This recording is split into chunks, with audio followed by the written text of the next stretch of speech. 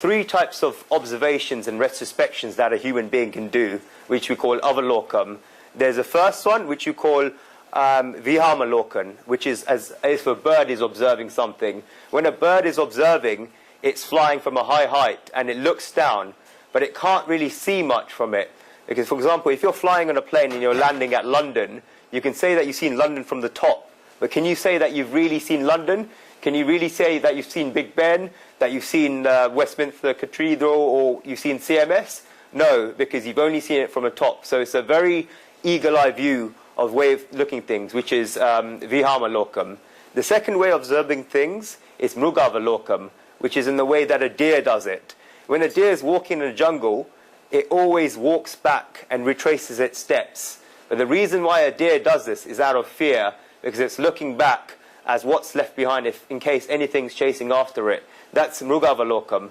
The third type of observance, we said, is sihavalokam, which we always do in all the classes and which we send out in the emails, which is when a lion is walking through a jungle, after 10 to 15 steps, the lion is always walking back to retrace its steps. But the lion doesn't do this out of fear, and it doesn't do it briefly. It thoroughly looks back, sees where it's walked so it can trace its steps, and carry on walking. That's what we call sihavalokam. So we do sihavalokam of what we've learnt so far. What's the first word in the Gita, Veena? The first word in the Gita is dharma. The last word in the Gita is mama. Dharma, this can't be defined into English. Many words are used to describe it. Righteousness, it's not religion, lots of different words. Your own duty. We can say duty from now on, duty for the time being, until we get to it. Swadharma will come up in the 31st verse of the second chapter of the Gita. So we say dharma is the first word, and the last word is mama. Dharma, mama, mama, dharma. Mama means me. That's the main message of the Gita. Dharma comes first, and me comes last. You can't get rid of me. You need me. We talked about the ego, how the ego is still important. You can't get rid of the ego, but dharma comes first. Dharma, mama, mama, dharma. Duty before me and my duty. The first words in the Gita were spoken by Dhritarashtra. Dhritarashtra, Dhrutam Rashran Yena Sarva Dhritarashtra. One who has clinged on to a kingdom that doesn't belong to him. That's what Dhritarashtra is. Dhritarashtra is blind, and we said that only a blind person needs the Gita the most. Not a physically blind person, but a spiritually blind person. So that's what Dhritarashtra said. He asked Samjay to describe to him what's going on in a battlefield. Mama Pandavas Chaiva, he said, what did my sons and the sons of Pandu do? This is the seed of the Mahabharat war. Mine and thine, mine and thine. Whenever there's mine and thine, this attitude of mineness, then there's always that Mahabharat war. Samjay described what Duryodhana was saying on the battlefield. He never said, first of all it said Dhritarashtra Vacha in the first verse, then it said Samjaya Vacha in the second verse. Then it didn't say Duryodhana Vacha, because Duryodhana has no place in the Gita. It didn't say Duryodhana, it says the prince said. It was Sanjaya sucking up in a way to Dhritarashtra by calling Duryodhana a prince. So Duryodhana started describing the soldiers on the other side, the Pandavas. But what happens if a cricket captain of England, Kevin Peterson, is describing the run machine on the India side, the fast bowler on the India side? What does it do to his team? The morale of the team goes down. Hence, Duryodhana realized his mistake and started talking about the soldiers on his side. He started pinching Drona by saying that on the other side stands Drupad's son, your pupil, and a wise pupil. He tried to pinch Drona into not having any sentiments for the Pandavas. So he went into that.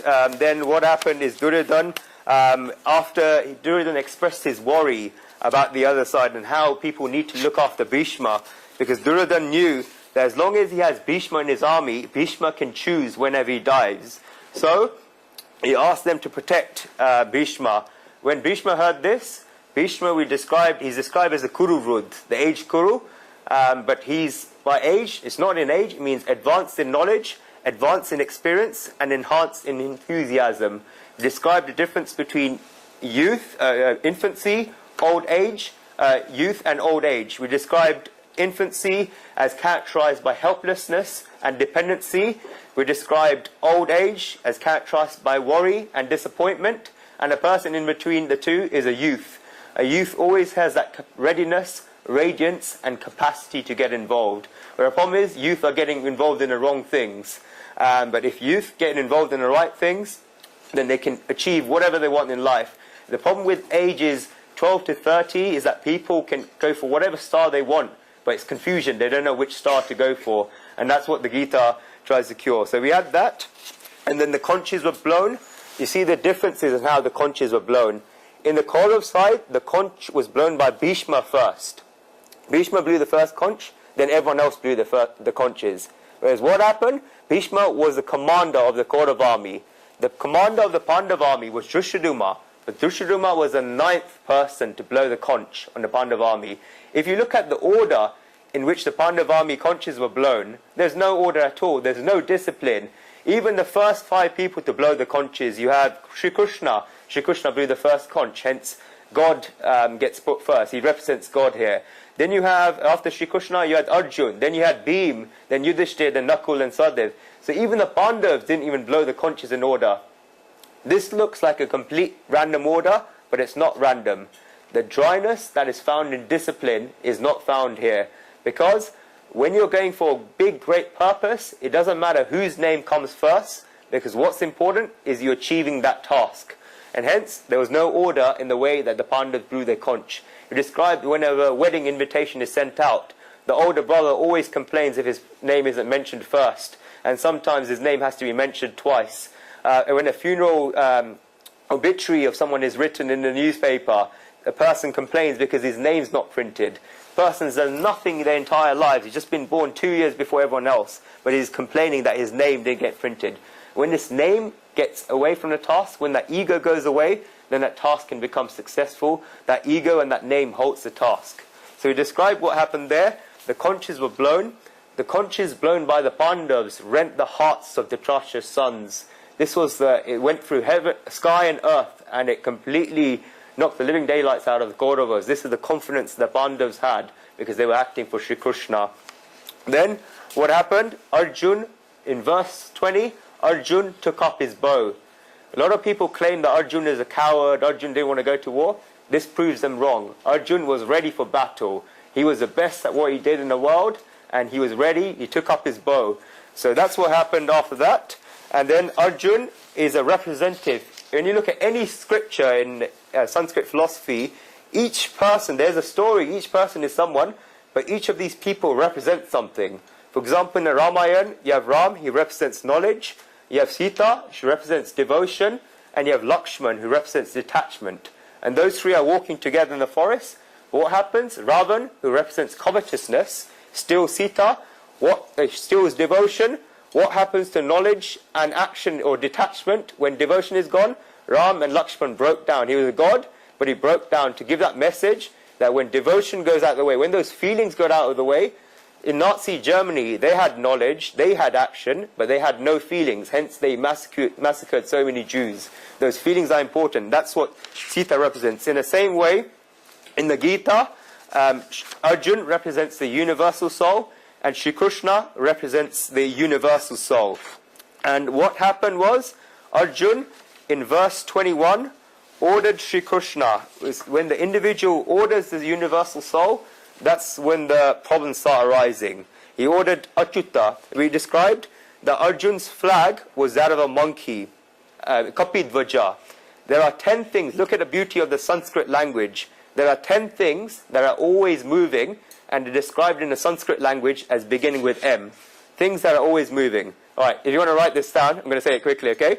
First thing that's always moving, Mano, the mind. Look, they all begin with the M. Number 2, Madhukar, a bee. Number 3, Mega, clouds.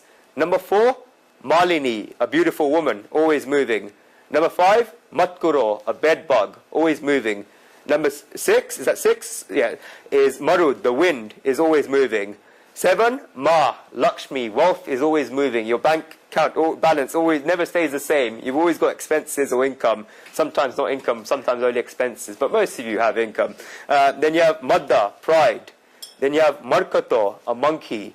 And 10, Matsya, fish. All beginning with M, all of them are moving. Arjun had the monkey, which represents Hanuman, signifies Shri Krishna is incarnation of Vishnu, so was Ram. So Krishna and Ram and a flag of Hanuman always achieve victory when you have that. Obama, from the age of 8, when he lived in Bali, which is a dominant Hindu culture, he's kept a idol of Hanuman in his pocket from the age of 8, and look at the success he's achieved.